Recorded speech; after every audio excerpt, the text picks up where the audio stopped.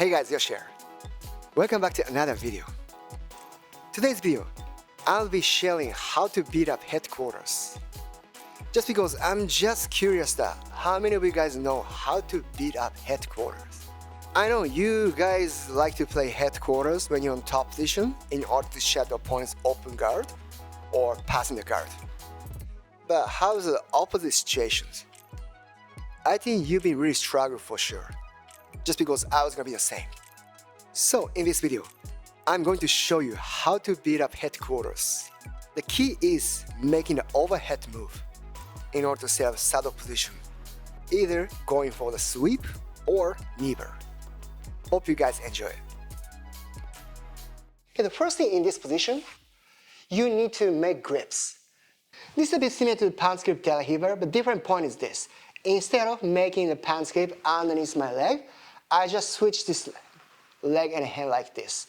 Here, if I make it, like I stuck in my left leg myself, then I can't use that.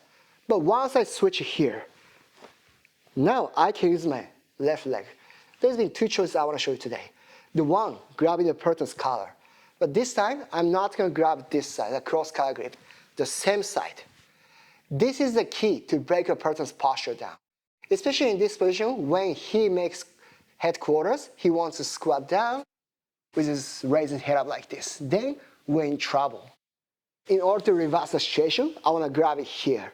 Once it's done, it's a bit tough for him to make the posture. Can you try that? Even though he wants to do that, as long as I keep his head low, it's a bit difficult for me to make the level position. Means it's getting harder for him to make the good base as well. So the first option is collar grip. The second option is this cross sleeve grip. That's been used a lot, like Gustave Batista or Mika Gavon. They do a lot against headquarter.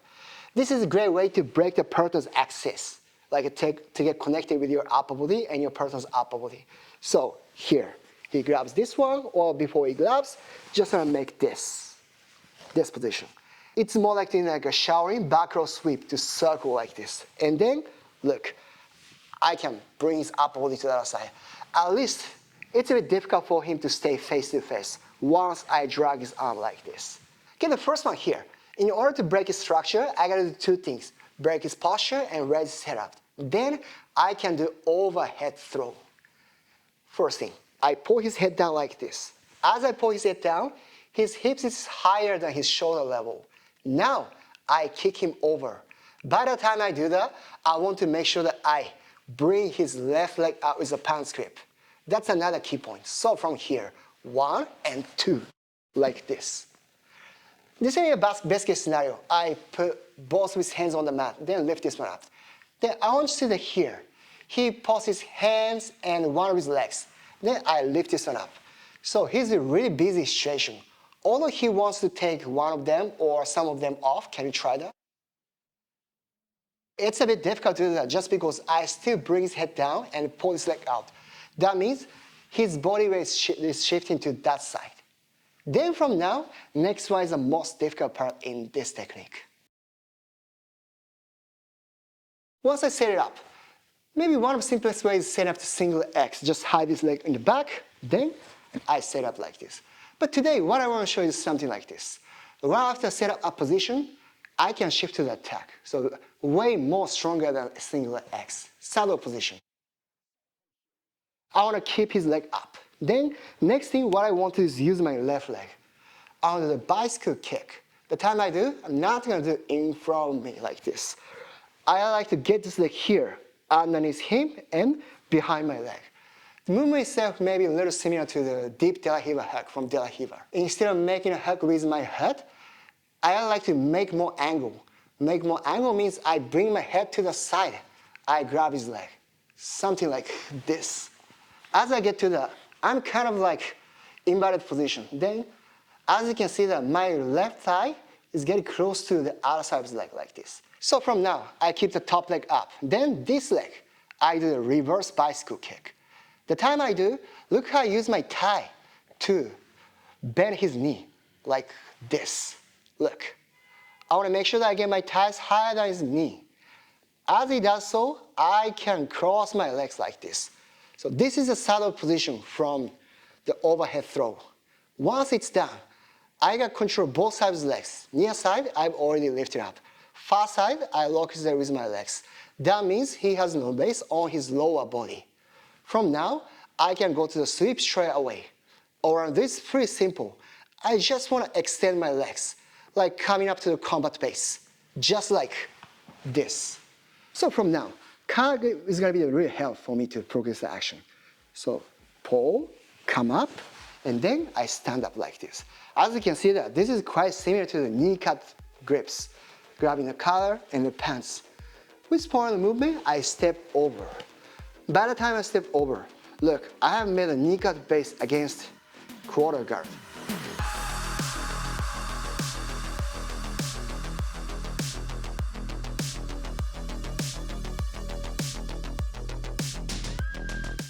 Okay, next one is a variation with a cross sleeve grip.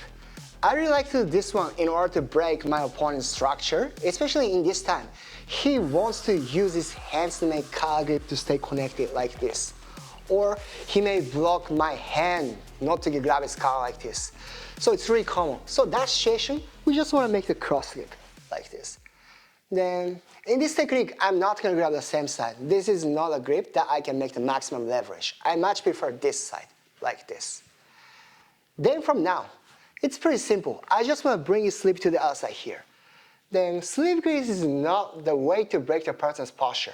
But as you can see that it's easy to bring your partner to head, body to the side. Then from now, this is more like kicking up his butt with the butterfly hook. As it goes, I should be able to make him unbalanced, something like this. Of course, position itself is not tight as before since I haven't got a collar grip, but I'm more focusing on lifting up this leg. So from this position, I get this leg in here. As you can see that if I do want to sweep, I just lock my legs like this. Then maybe the time I set up like this, opponent may still stand on top position. Although I try to push, this time Ed tries to keep his body on his left hand. So in that case, it could be difficult to bring him down to the ground. But this time, he's been exposing both of the legs completely. Now I shift to the knee bar. The time I do that, it's very important to switch my hands one by one. From the sleeve grip to this leg. Then from the pants grip to the other side of the leg, like this. Like 1, 2. Once it's done, now I'm more like facing his leg side. So stronger leverage.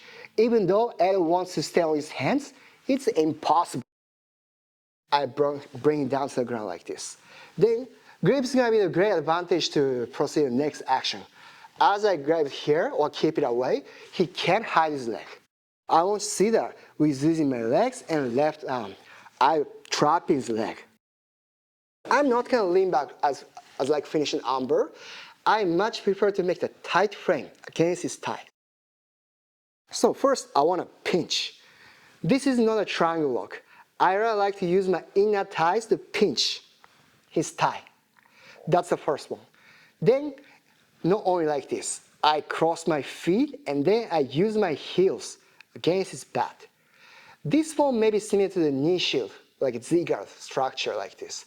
Once it's done, his leg thigh has been completely locked.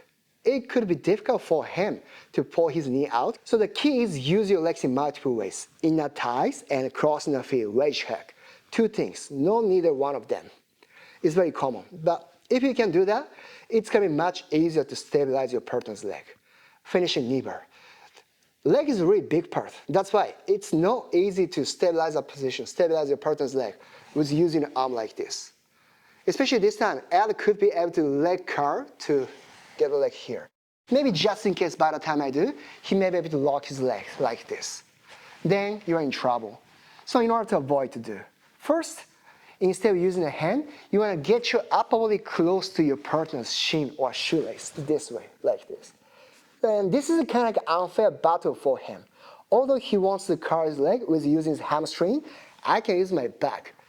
Then this is a kind of battle, leg curl against deadlift. Obviously, deadlift will be stronger than leg curl.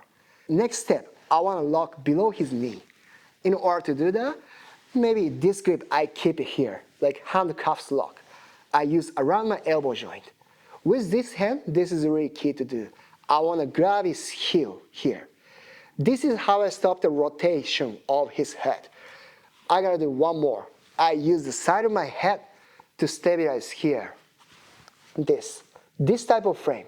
Especially once I set up here, Ed can no longer rotate his head. Can you try that? He can't do that. So from now, all we want to do is pretty simple. Keep all structures tight, then thrust hips forward, then knee bar to finish.